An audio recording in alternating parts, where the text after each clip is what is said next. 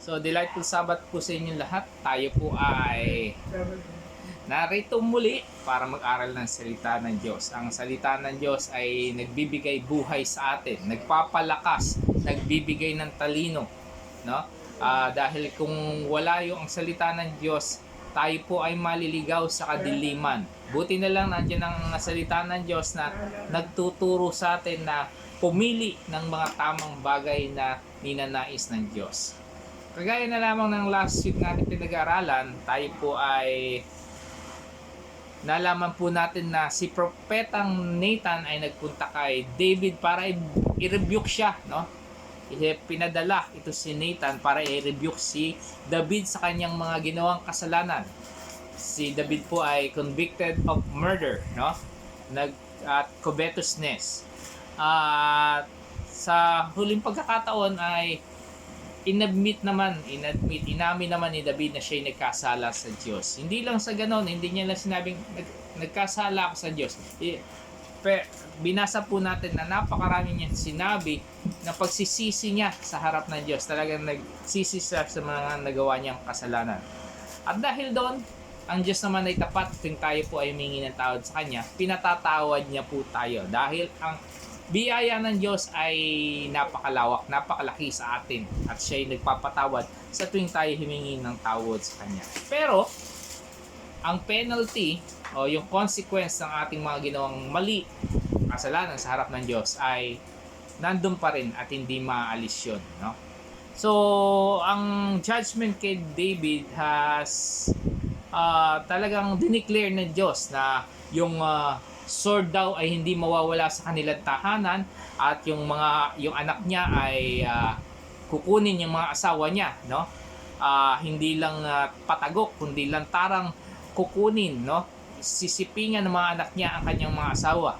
At yung anak nga nitong si David kay Bathsheba ay mamamatay, no? So tayo nga po ipinapatawad ng Diyos pero hindi mabubura ang mga natural na consequences na idinudulot ng mga kasalanan nating ginagawa. So tayo po ay magpapatuloy sa 2 Samuel 12 pa rin po tayo, verses 15. At ganito po ang sinasabi sa last part ng 15 kasi sa first part, sabi umuwi na si Nathan, no? Sa kanyang tahanan. At sabi naman po sa second part ng 15, tulad na sinabi ni Yahweh, ang anak ni David sa asawa ni Uriah ay nagkasakit ng malubha. Nanalangin si David sa Diyos para gumaling ang bata. Nagdamit siya ng panluksa at nag-ayuno. Yung panluksa ay yung sackcloth. Sackcloth yung mga sako. Tanda ng pagsisisi po yun. At sa lupa nahiga ng gabing yon. Lumapit sa kanya ang matatandang pinuno sa palasyo at hinimok siyang bumangon. Ngunit tumanggi siya. Ayaw rin niyang kumain. So, binigyan ng sakit ng Diyos ang anak ni David, no? At kaagad-agad naman na nagfasting, no?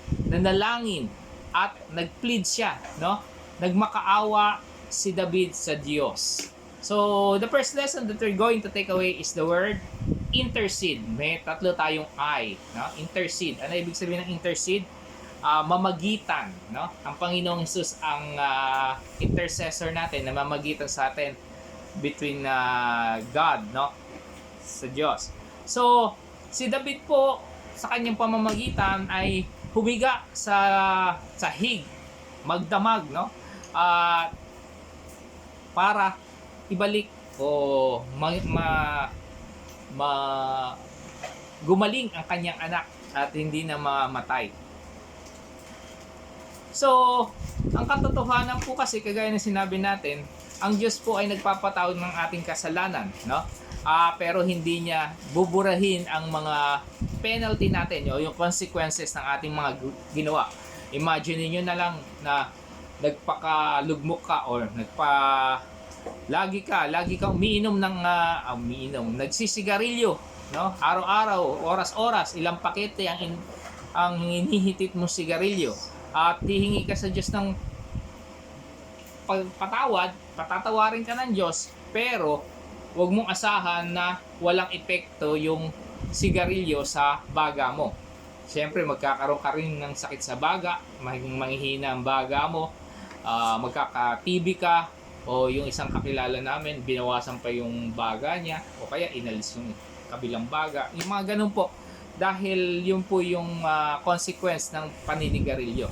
So, bilang tatay, itong si David po ay mahal niya rin naman yung anak niya kay Bathsheba, no? So, ginawa niya yung lahat ng kanyang makakaya para i-reverse, no? Baliktarin yung curse na pinataw ng Diyos sa kanyang anak, no? Kaya siya po ay namagitan, nag-intercede siya para sa kanyang anak. Naalala ko nga po si Hannah, kung saan si Hannah rin yung binahagi ko kanina nung umaga. Siya po yung balong babae na humingi ng anak sa Diyos, no? Anak na lalaki. Nagmakaawa rin siya sa Diyos, at anong ginawa niya? Binigay niya yung sarili niya sa Diyos, no? At sa kanyang pananalangin nakipag-negotiate siya. Sabi niya, ibabalik ko sa iyo ang aking anak na lalaking ibibigay mo sa akin, no? So, nag-offer nga itong si Hannah ng isang kontrata, no? Nakipag-usap siya sa Diyos na sa tingin niya ay hindi matatanggihan ng Diyos, no? So, si David din naman ay nanalangin, nagmakaawa rin sa Diyos. Pero ang pinagkaiba po nila, si Hannah po ay nakipag-negotiate. Naghain siya ng pangako sa Diyos at hindi siya tinanggihan. Pero si David po tinanggihan sa kanyang pananalangin at hindi tinugon ang kanyang panalangin. So, of course, yung tugon naman ng Diyos ay laging nasa jurisdiction ng Diyos, no? Maaari niyang i-accept ang ating panalangin, pwedeng hindi, no? At pwedeng ituloy niya ang consequence na i-impose niya sa atin.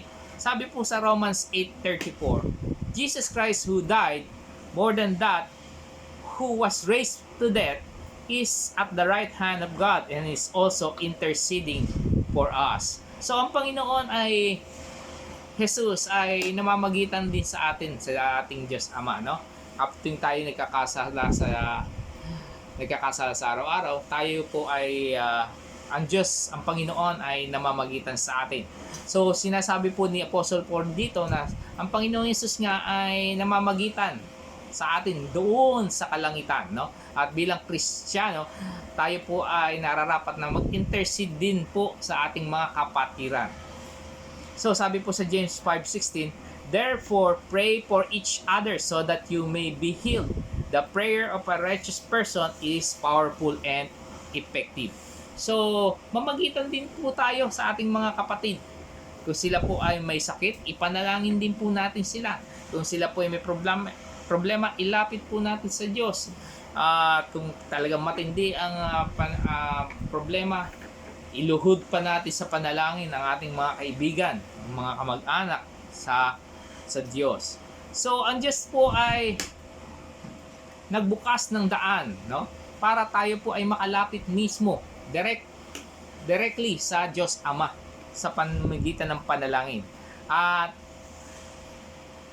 siya na may tamang relasyon sa Diyos ay magiging effective ang kanyang prayer para sa ibang mga tao. Sabi pa sa 1 Peter 2:9, we are chosen generation. No, Sister Leng, sabi, a royal priesthood, a holy nation. So, sa kaharian ng Diyos, ang bawat mananampalataya kagaya ni Sister Gabs at ni Sister Leng ay mga pare, no? Tinawag tayo bilang mga royal priesthood. May kaparian tayo, no? Pwede tayong manalangin para sa ating mga kapatid. Mag-intercede sa kanila para sa kanilang mga problema.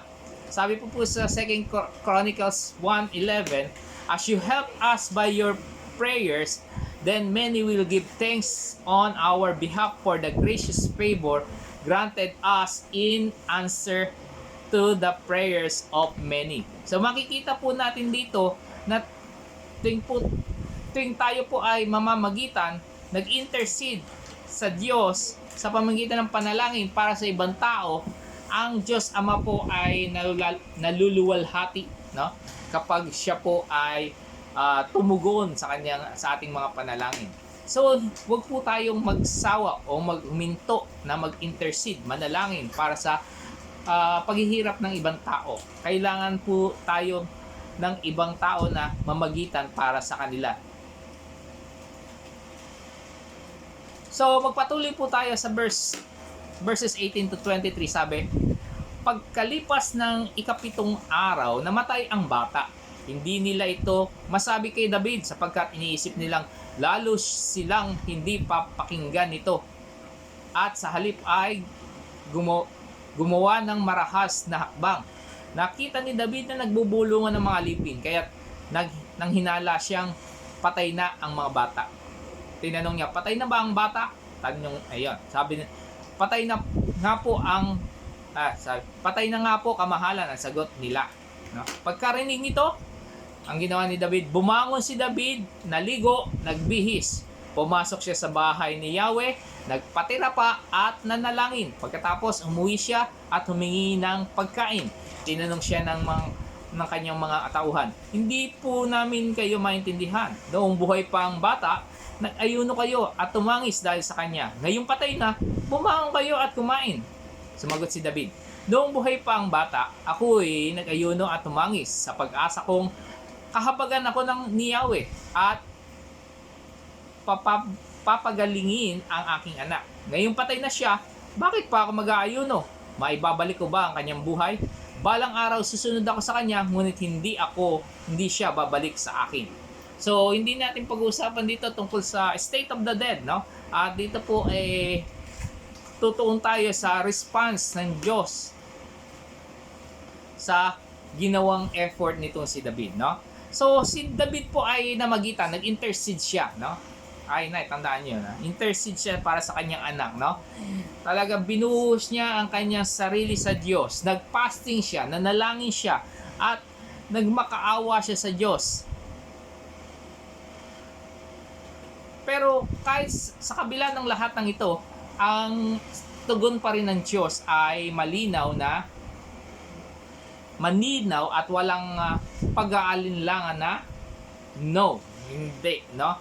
So, the second life lesson that we're going to take away is the word irrevocable. Ano yung ay? Hindi mababawi, no? Walang bawi 'yon, no? So, merong mga no's sa Diyos na pwedeng maging mapalitan ng yes, kagaya na lamang kay Hana nga, hindi siya manganganak, baog ka, sabi ng Diyos. Pero nung nanalangin siya, binuksan yung bahay bata niya, no? So, meron namang no's na may kasamang paghiling pa. Umiling pa ang ulo at ganun pa ng kamay, no? Nag-shake pa ng hands, no? Talagang hindi pwede. Yun yung mga irrevocable talaga, no? Walang bawian, sabi nga. So, yung tugon talaga ng Diyos sa intercession, no? Yung pamamagitan ni David ay napakalinaw at walang pag-aalinlangan na no. Yung penalty na ipapataw sa kanya ay irrevocable. So, meron tayong kasabihan na ang utos ng hari ay hindi nababali, no? At sabi pa doon sa church namin, ang programa ay masusunod ayon sa pagkakabanggit, no? Talagang kailangan sunod-sunod daw po 'yon. So, ang Diyos po ay kadalasan ay may kahigpitan sa atin, no? Sa ating mga nagawang kasalanan. Para patunayan niya ang kanyang katwiran, no? Para i-impress, ipahatid sa atin na siya po ay seryoso sa kanyang mga inuutos at sa kanyang pinagagawa sa atin. So, i-deal ng Diyos ang ating mga ginagawa o yung ating mga kasalanan kagaya ng ginawa kay David, no? At siya po ay naparasahan. Imagine na lang po natin na kung ang consequence po ay pwedeng tanggalin o i-reverse, no? Bakit pang kailangan mag-impose ang Diyos ng magpatupad ang Diyos ng kautusan, no? At yung kanyang consequence ay mawawala. Ang mangyayari, yung batas ng Diyos ay walang kabuluhan, di ba po? Wala naman palang mapaparusahan. So, para saan pa ang batas? Sabi po sa Psalms 94:10, sa lahat ng mga bansa, di ba siya ang hahatol? Di ba siya ang guro nila sapagkat siya ang marunong? So, ang paghatol ng Diyos ay makatarungan lamang, no? Dahil siya po ay puno ng karunungan. So, dapat tayong matuwa dahil kapag tayo po ay nakakaranas ng ganitong pagdidisiplina ng Diyos, ito po ay pagpapatunay lamang na tayo po ay mahal niya. Kagaya na lang ng sinasabi ng Hebrews 12 verses 5 to 8. Sabi po, nalimutan na ba ninyo ang panawagan ng Diyos sa inyo bilang mga anak niya? Mga salitang nagpapalakas ng loob.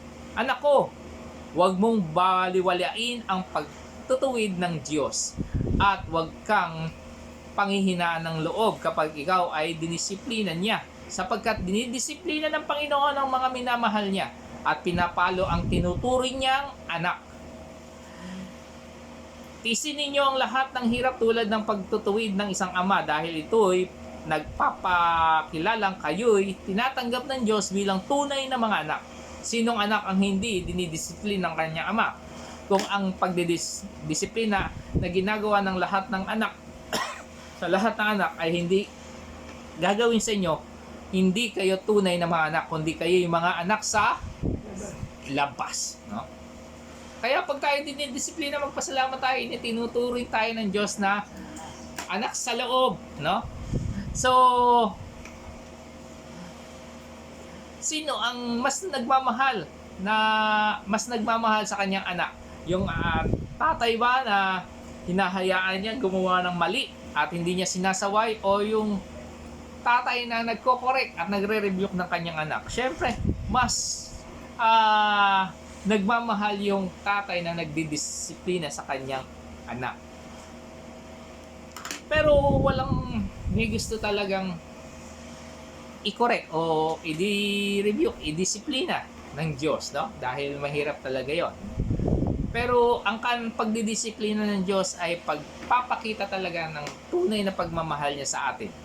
At kapag tayo po ay kinorek ng Diyos sa pamamagitan ng salita niya, minsan sa mga pagkakataon na ating nararanasan o kaya sa mga ibang tao, sa pagkikwentuhan natin, tayo po ay nare-rebuke. Ito po ay nagpapatunay lamang na tayo yung mahal ng Diyos. Kinokorek niya po tayo, no? So, kailangan lang natin malaman kung ano yung itinuturo sa atin ng Diyos. Kahit ito pong si Job ay alam niya ang mga bagay na ito. Sabi niya doon sa chapter 5 verses 17 to 18, mapalad ang taong dinidisiplina ng Diyos na makapangyarihan. Ang pagtutuwid niya sa iyo'y huwag mong ipagdamdam. Ginagalit niya ang kanyang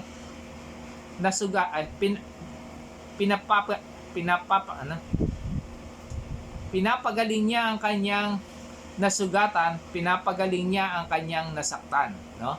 So, kahit tayo po ay napapalo, no, nasasaktan sa pagdidisiplina ng Diyos, ang Diyos pa rin ay nagmamalasakit sa atin, no?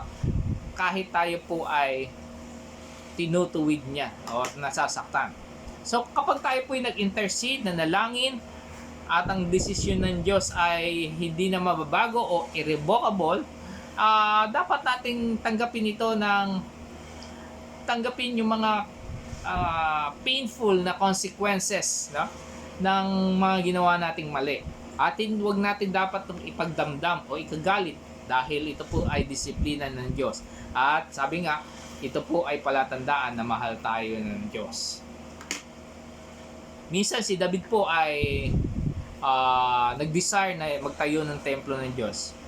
Nireject siya ng Diyos, no? Ngayon, nag-intercede siya na magitan siya sa kanyang anak. And again, nireject siya ng Diyos, no? At nag-suffer siya ng kalungkutan para sa kanyang pagkamatay ng kanyang anak. Magtapos po tayo sa verses 24 to 25. At dito po lalabas ang isang pangalan na napakaganda. Sabi, inaliw ni David si Bathsheba at sinipingan muli. Muli itong nagdalang tao at nanganak ng isang lalaki. Solomon ang ipinangalan ni David sa bata. Palibas ay mahal ni Yahweh ang bata. Isinugo niya ang propeteng si Nathan. No? Pinadala niya na naman si Nathan upang sabihin, Jedediah ang itawag sa bata, na ibig sabihin mahal ni Yahweh. Ang ganda pala ang pangalan Jedediah, no? Si Jed, no? So, dapat nga hindi na natin tinatawag si Solomon na Solomon. Dapat Jedediah. Kasi ang Diyos gustong tawag kay Solomon na Jedediah. So, kahit na si David po ay nireject nga, no? Sa kanyang pamamagitan o intercession sa kanyang anak, hindi niya ito ipinagdamdam sa Diyos, no? Hindi niya ipinagdamdam ang pagdidisiplina sa kanya. Sabi po sa verse 24 to 25 na ang Diyos ay pinagpala si David at si Bathsheba ng anak, no? At ang kanilang anak ay talagang minahal daw ng Diyos. At hindi pa siya na-satisfy na sa pagmamahal niya lang sa anak ni David. Pinalitan niya pa ng pangalan, no? Ginawa niyang Jedediah. So, si David po ay pinagpala ng Diyos at si Bathsheba pinagpala ng Diyos dahil itinama niya yung mga mali niyang ginawa. Nagpakasal po silang dalawa ni Bathsheba nung namatay po itong si Uriah. So, si David po, natutunan niya yung lesson na dapat niyang matutunan, no? At hindi niya na uli ginawa yung kanyang kasalanan, no? Mula noon, si David po, ang lahat ng kanyang ginawa ay naayon sa kalooban ng Diyos. Lahat ng utos ng Diyos, sinunod niya. At iniwasan niya talaga magkasala. Sabi po kasi sa 1 Kings 15:5, for David had done what was right in the eyes of the Lord and had not failed to keep any of the Lord's command all the days of his life, except in the case of Uriah the Hittite.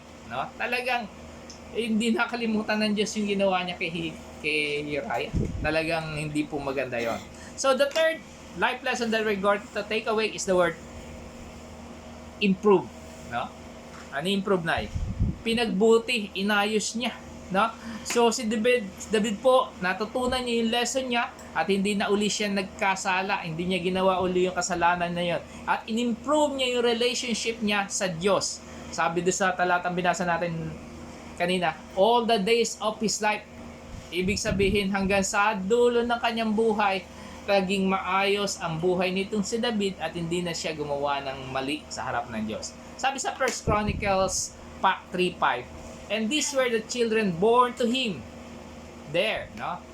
Shammua, Shobab, ganda, Shobab, Nathan, and Solomon, no? Kaibigan niya kasi si Nathan, kaya yung isa sa anak nitong si David ay Nathan ang pinangalan niya. Yung pangatlo, Nathan. Yung pangapat, Solomon. Akala ko nun, ang sumunod na anak ni David nung namatay yung anak nila ay si Solomon, kasi yun yung nasa verses. Pero sa ibang mga talata, sinabi, may apat na naging anak si David, no? Si Shammua, Shobab, Nathan, at si Solomon, no? Ito po yung apat na anak ni David kay Bathsheba.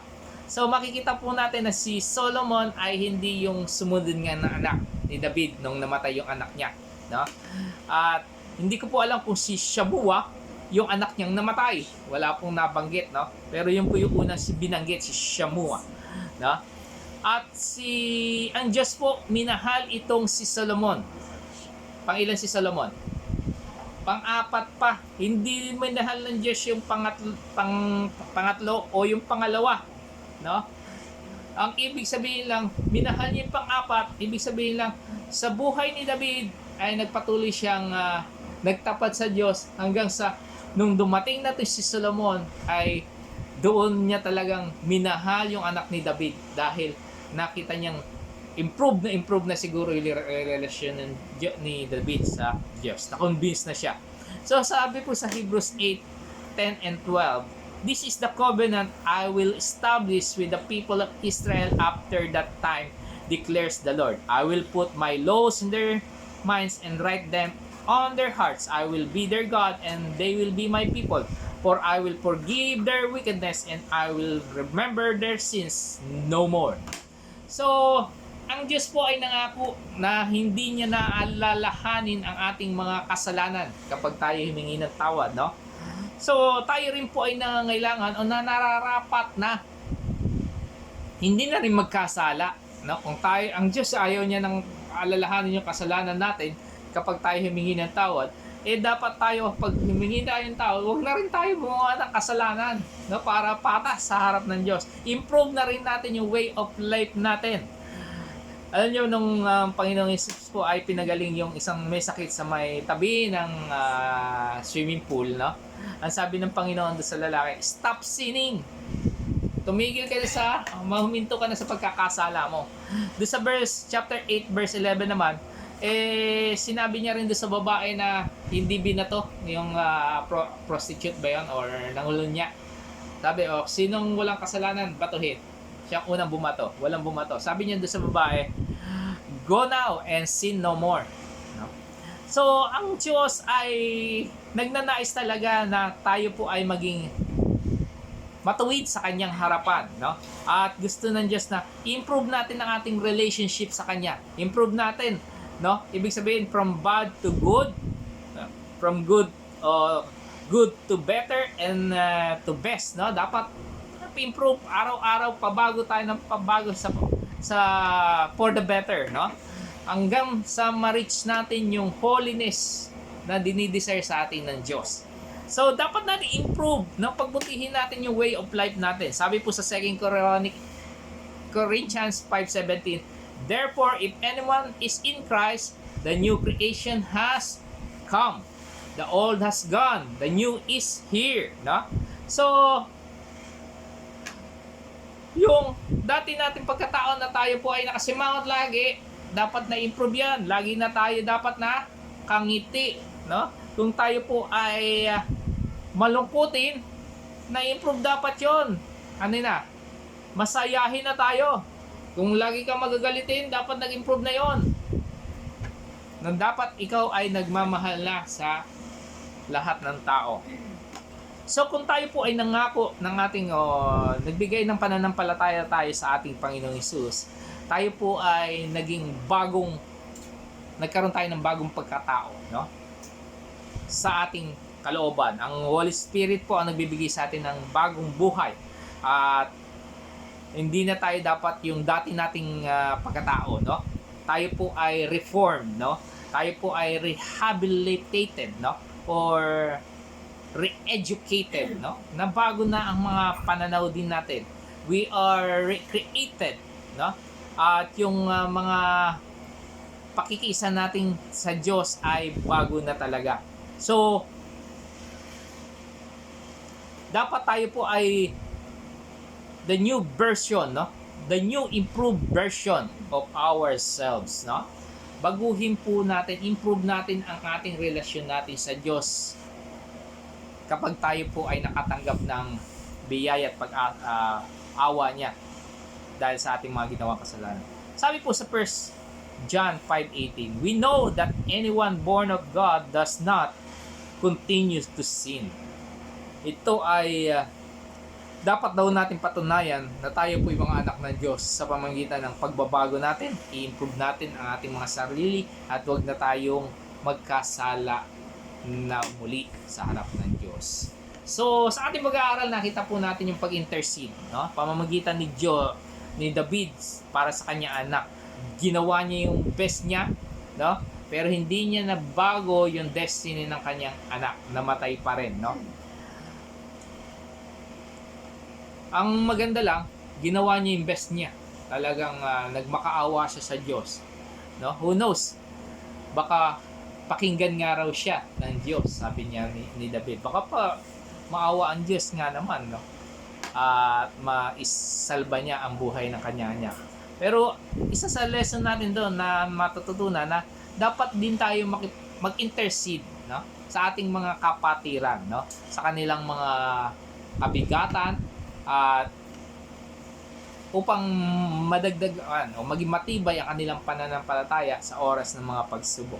Makikita rin po natin doon na si David nga po ay nagbigay ng effort niya. At yung effort na pinakita niya ay naging useless, no? Dahil yung verdict na binigay ng Diyos sa kanyang anak ay irrevocable, no? Hindi mababawi. So kahit siya po ay ni-reject once again, no, hindi niya hinamak o ang disiplina ng Diyos. Hindi rin siya nagalit sa pagre-rebuke ng Diyos sa kanya. Dahil alam niya ang pagdidisiplina ng Diyos ay pagpapatunay na siya po ay mahal ng Diyos at ito po ay para sa ating ikabubuti. At lahat ng minamahal lang ng Diyos ang kanyang dinidisiplina. So, maging masaya ka pag ikaw ay nakakaranas ng disiplina. At kung hindi ka dinidisiplina, magtanong-tanong ka sa sarili mo, anak ka ba ng Diyos, no? So, kapag tayo po ay naka-receive na ng God's mercy at ng kanyang biyaya, ang dapat nating response ay improve natin, pagbutihin natin ang relasyon natin sa Diyos, no? Alamin natin ang kanyang kalooban at gawin natin ito ng may katapatan. Yun po ang ating pag-aaral. Delightful Sabbath po sa inyo lahat. Amen.